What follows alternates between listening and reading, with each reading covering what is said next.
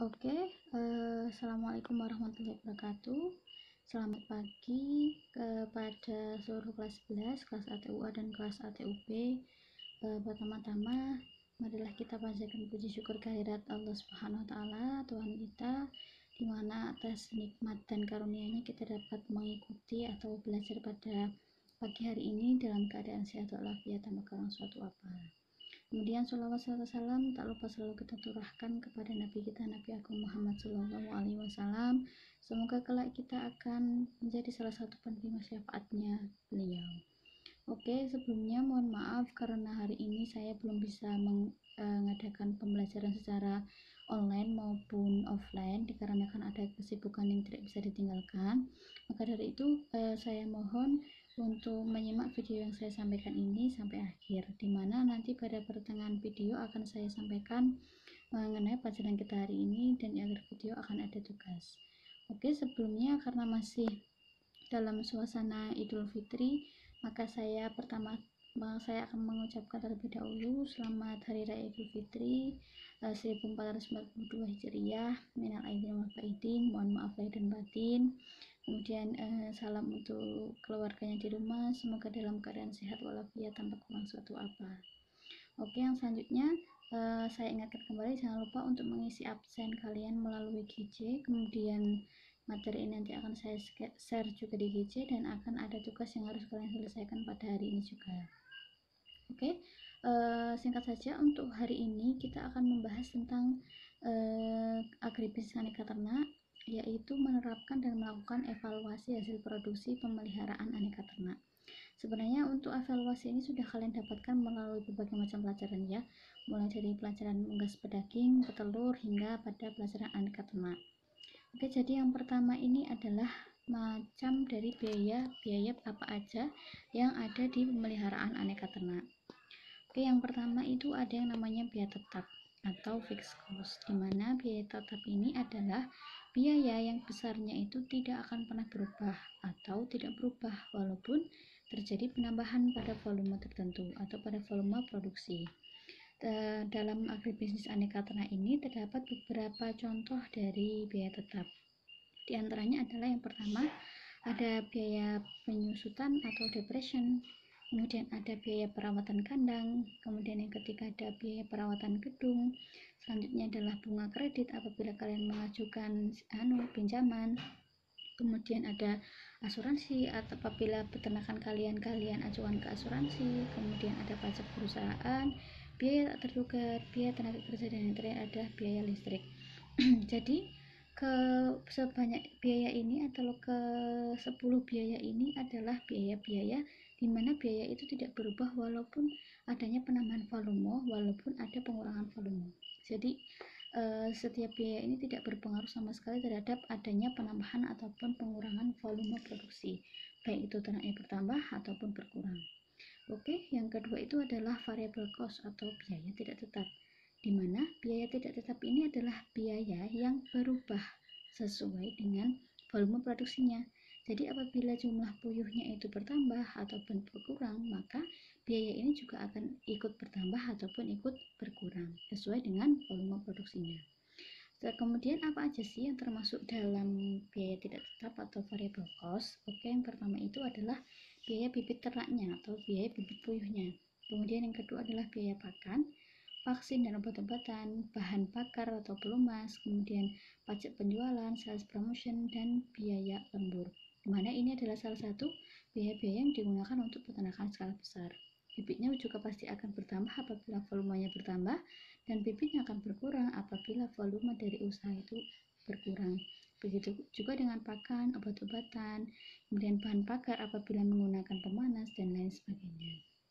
Oke, setelah ada macam biayanya, satu yang pertama tadi adalah biaya tetap, kemudian yang kedua adalah biaya tidak tetap, yang selanjutnya adalah total biaya, di mana total biaya ini adalah penjumlahan biaya tetap dan biaya tidak tetap. Jadi apabila sudah ditentukan biaya tetapnya berapa, kemudian biaya tidak tetapnya berapa, kemudian dua biaya atau jumlah dua biaya tersebut ditambahkan, itu disebut dengan total biaya. Selanjutnya adalah analisis usaha. Nah, untuk menghitung dan mengevaluasi hasil usaha, pertama kali yang harus dihitung adalah pendapatan usaha, di mana biaya pengeluarannya baik itu variabel ataupun yang lainnya itu dianalisis sehingga didapat nanti usaha yang kamu jalankan itu rugi atau malah untung kayak gitu. Kemudian di sini juga sedikit saya jelaskan secara umum saja perhitungan analisis secara umum, di mana jenis analisis usaha yang sering digunakan atau biasa digunakan adalah analisis untuk mendapatkan break even point atau BEP, kemudian profit margin atau PM, kemudian earning before interest and tax atau EBIT, walaupun ini juga kadang ada yang memakai, kadang juga yang enggak. Kemudian ada ROI atau return of investment, dan ada beberapa cara perhitungannya masing-masing. Jadi yang pertama untuk BEP atau break even point ini adalah total biaya tetap dibagi dengan harga dibagi dengan unit dari yang dihasilkan dikurangi dengan biaya variabel. Kemudian selanjutnya adalah profit margin, di mana profit margin ini adalah laba atau keuntungan dari operasi. Operasi maksudnya usahanya tersebut, atau disebut dibagi dengan total penjualan dikali dengan 100%. Kemudian earning before investment and tax atau EBIT adalah jumlah laba bersih sebelum pajak dan bunga bank. Kemudian adalah return of investment atau ROI, adalah laba bersih dibagi dengan rata-rata modal dikali 100%. Selain penggolongan biaya tersebut yang telah saya sampaikan tadi, ada dua jenis modal, dimana di sini saya gambarkan secara sedikit tentang modal investasi dan modal kerja, dimana modal investasi itu adalah modal yang dipergunakan untuk keperluan pengadaan atau pembelian fasilitas, baik yang secara yang tidak langsung habis pakai, jadi ini bisa digunakan dalam waktu lama. Kemudian namun apabila akan diperbarui membutuhkan waktu yang relatif lama pula. Nah, contohnya apa aja nih? Contohnya ada tanah, bangunan, kandang, peralatan, dan lain sebagainya. Nah, pada saat pembangunan kandang pasti dihitung nih untuk jangka waktu lama, maka disebut dengan modal investasi. Kemudian ada yang dinamakan modal kerja, di mana modal kerja ini adalah modal yang digunakan untuk membiayai seluruh kegiatan produksi agar lancar.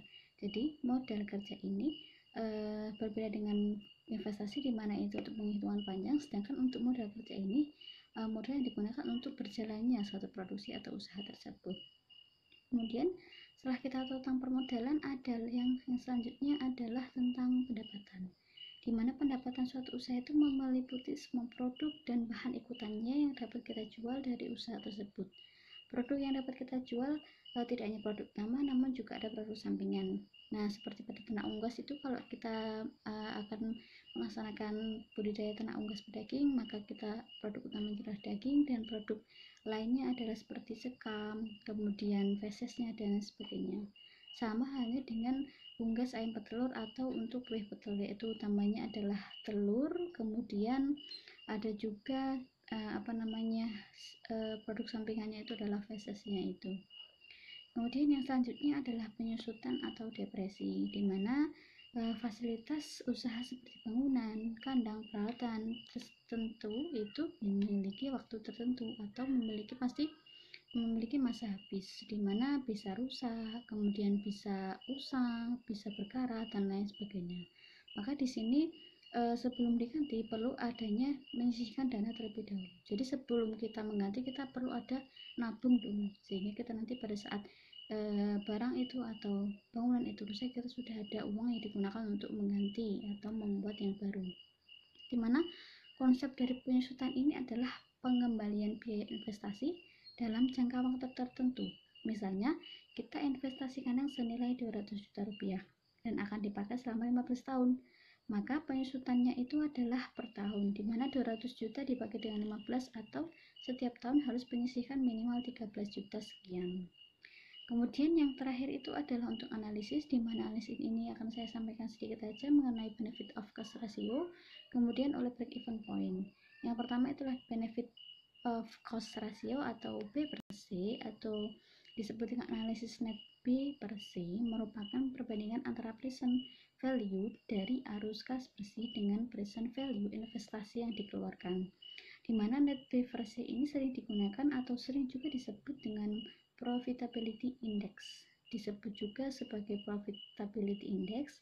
Maka terdapat kriteria-kriteria tertentu di mana apabila B per C-nya itu dikatakan layak, kemudian apabila B per C-nya itu lebih dari 1 atau nilainya hasilnya itu adalah lebih dari 1,5 atau 2 dan lain sebagainya. Kemudian apabila net B per C-nya itu kurang dari 1, maka usaha yang kalian kerjakan itu atau kalian laksanakan itu dikatakan usaha tersebut tidak layak.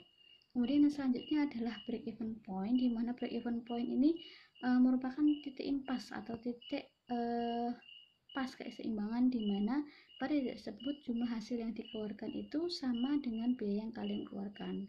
Maka ada rumusnya itu yang pertama, untuk fixed cost atau biaya tetap dibagi dengan 1 dikurangi variable cost atau biaya tetap dibagi dengan sales atau penjualan. Atau ada rumus juga yang lebih simpel, yaitu total biaya dibagi dengan harga per kilogram.